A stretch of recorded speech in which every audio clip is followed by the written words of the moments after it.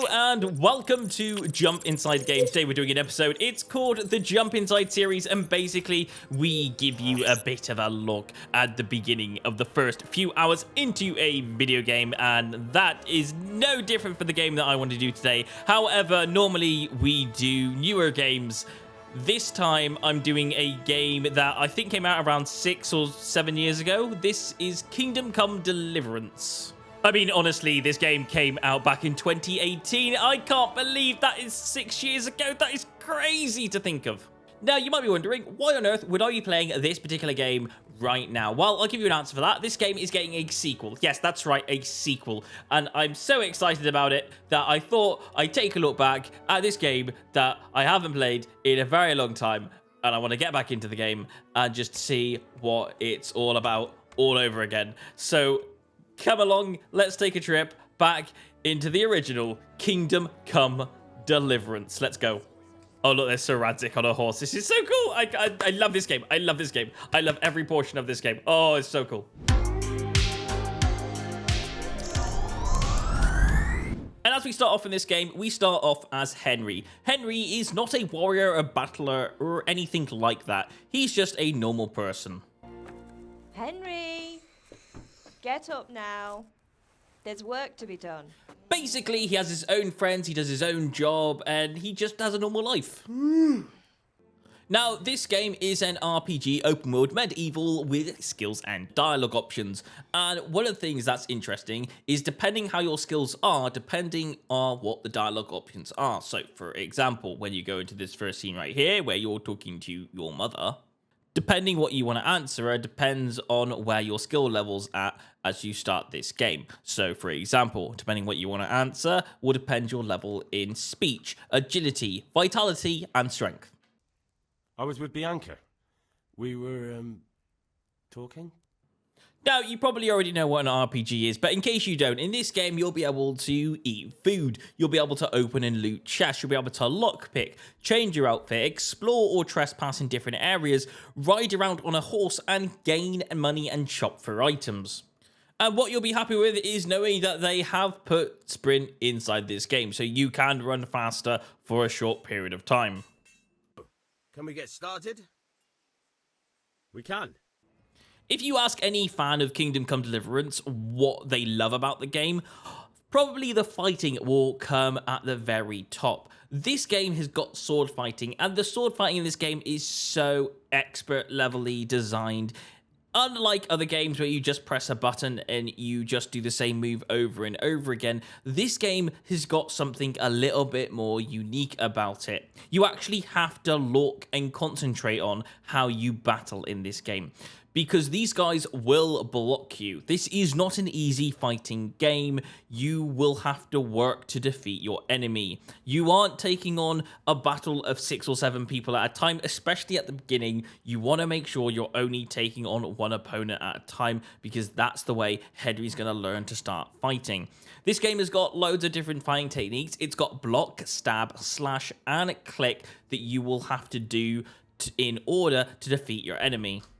And you're going to want to concentrate on certain areas like strength or vitality or speech to help you out in certain conversation dialogue options. Because when you go to talk to people in this game, it would depend on how strong you look or what your speech skill is like. It's going to really come into play depending who you're talking to, and it's going to help you get successful in certain conversation dialogue options. For example, in the bottom right over here, you'll see that Henry has 1 over speech, 7 over reputation, and 3 over strength. The best bet is to go for the reputation because reputation is 7, but because that's not an option in this dialogue option, we'll have to go for our strongest, which is strength.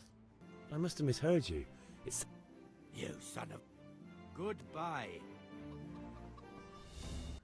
And you will have to fight this guy if you fail those options. Which, to be fair, it does kind of teach you the level of where Henry's at, because Henry does find it a bit of a struggle to defeat this guy. Obviously, it gets easier and easier the more you train and the more battling that you do, but it just puts it out there that you need to train and do battles for Henry to actually be good at fighting in this game.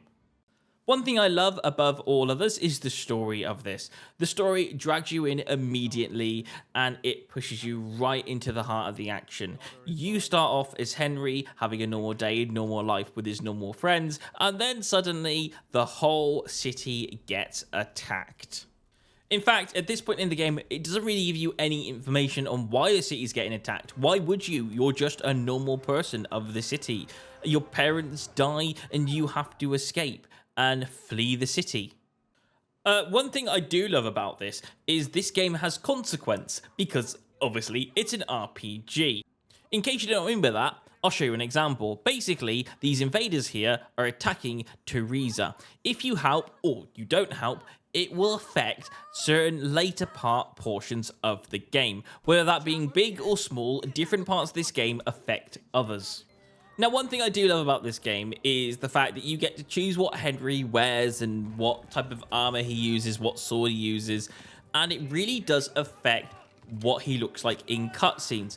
Because this game, cutscenes happen quite a lot, and what you make your character look like depends what Henry actually looks like in these cutscenes.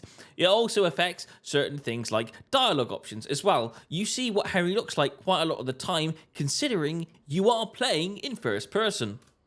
Now, considering the exploration of this game, you also have a map to show you where you're going. However, the map is covered in clouds. Why is it covered in clouds? It's to cover the parts that you haven't explored yet. Got you. Jesus, you gave me the runaround. While looking at the map, you may find these markers, A, E, C, and D. These are for this particular quest only, and these are different quest markers that you'll need to go to complete different parts of your quest. There's also blue markers as well. These are for waypoints, and as I mentioned before, again, as you can see, the clouds around this area will hide places that you haven't explored yet, so it's going to require you to explore. Also, I just love the design of it. It's not like a proper pinpointed map. This is like an old map that's been drawn, and it's very well detailed, and I very much like it. Now, if you ask anyone about this game, they'll probably say on console mode, the hardest thing to do is lockpick, because when you first start lockpicking, you'll have to control both of your thumbsticks at the same time. Basically, the one thumbstick controls the turning of the wheel, and the other thumbstick controls the vibration of the yellow marker. While it's vibrating, it's actually braking, so your aim of the game is to not make this yellow marker vibrate. So, the more it vibrates, the more health it loses, the more it's likely to break. But to confirm, it isn't impossible. If you try this and you get used to turning everything around slowly and trying to stop everything from breaking, then you do eventually, and you are able to get through really hard doors. Just remember to make a save before you even try it.